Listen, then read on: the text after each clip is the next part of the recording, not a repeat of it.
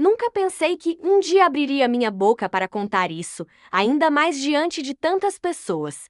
Meu nome é Erika Mukiza. E por muito tempo, eu fui a encarnação daquilo que o inferno mais admirava. Sim, admirava.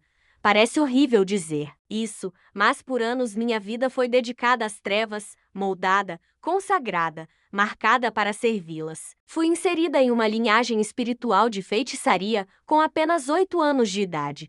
Minha própria avó, a mulher que me embalava no colo, foi quem me entregou. Naquele tempo, eu não sabia o que era amor de verdade. Não sabia o que era luz, nem paz. Cresci em um ambiente onde o espiritual era presente, mas sempre sombrio. Pactos, rituais, vozes que me perseguiam nos sonhos e nos dias. Entidades, sacrifícios, visitas a planos que ninguém à minha volta podia sequer imaginar. Eu via, eu ouvia, eu sentia. E por fora, muitos achavam que ou era uma pessoa forte espiritualmente, e era, mas de um jeito errado, de um jeito que matava a alma. Passei quase 2 décadas envolvida com o oculto, 18 anos dentro de um sistema que me tratava como um canal poderoso de manipulação e destruição espiritual. Fui ensinada a conversar com demônios, a obedecer vozes que vinham das sombras, recebia poder. Mas esse poder cobrava caro. E quanto mais eu obedecia, mais vazia eu me tornava. O que era para ser autoridade se tornou prisão. O que parecia sabedoria se revelou como engano. E o que eu chamava de visão espiritual eram visões de horrores que me perseguiam até no sono. Eu estava em um labirinto, um poço fundo, com as paredes escorregadias de dor, trauma e opressão.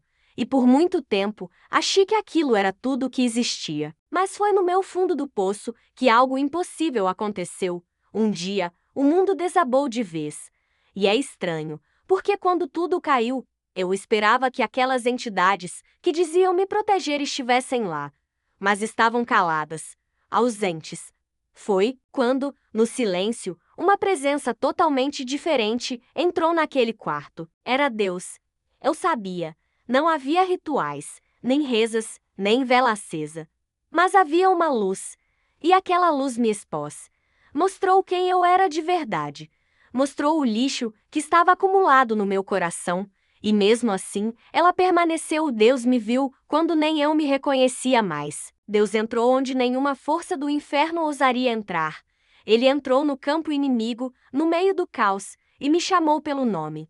Quando aceitei Jesus, pensei que seria uma mudança gradual, controlada, mas foi como se o céu tivesse rompido sobre mim. E com isso, vieram as guerras. Libertar-se do inferno não é um evento, é um processo.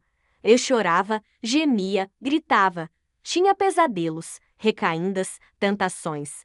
Mas a cada passo, o amor de Deus se tornava mais real.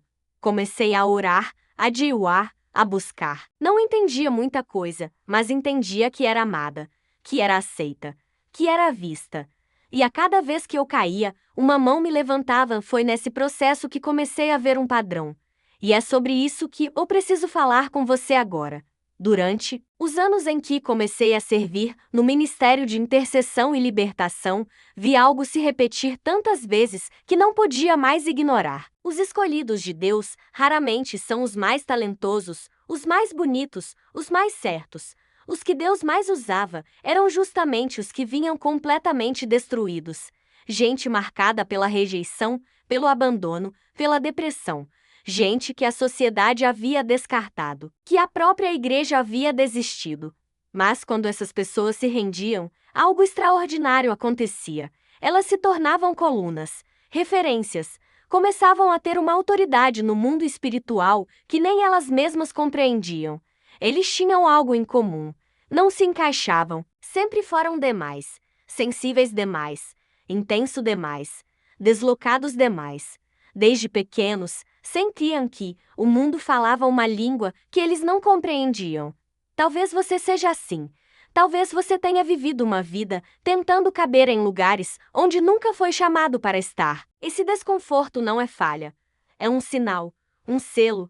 É o céu dizendo: você é separado. Muitas dessas pessoas tentaram de tudo: prazeres, relacionamentos, fama, drogas, reconhecimento. Mas nenhuma dessas coisas tapou o buraco que existia por dentro. Sabe por quê? Porque aquele vazio não é natural. É saudade de Deus. O Espírito que habita em nós reconhece a voz do Criador. E quando você se afasta, pode estar rindo por fora, mas por dentro, o Espírito grita, com angústia, com insônia, com crise existencial. E essa dor é um convite. Deus está te chamando de volta. Deus não escolhe quem está mais perto. Ele alcança quem está no fim da fila. Ele pula os capacitados e chama os que estão dispostos. A glória dele não pode ser dividida com talentos humanos. Por isso, quanto mais improvável você for, mais qualificado você está para ser escolhido. Mas tudo começa com uma resposta.